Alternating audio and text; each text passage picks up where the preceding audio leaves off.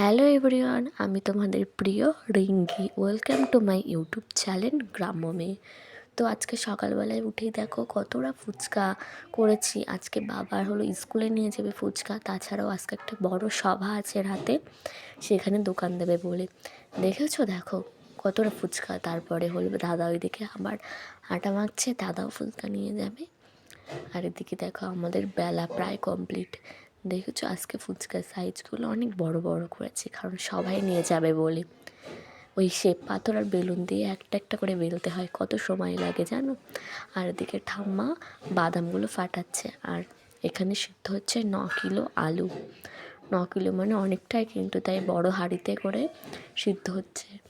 আর এখানে 2 চট বাবার এখানে ভাজবে, তারপরে আমরা আবার বেলছি। 2 চট বাবা এখানে ভাজছে। এই দেখো ফুচকার গুটি কিন্তু এমনই হয়, এই একটা একটা গুটি ছাড়িয়ে তারপরে একটা একটা গুটি তেল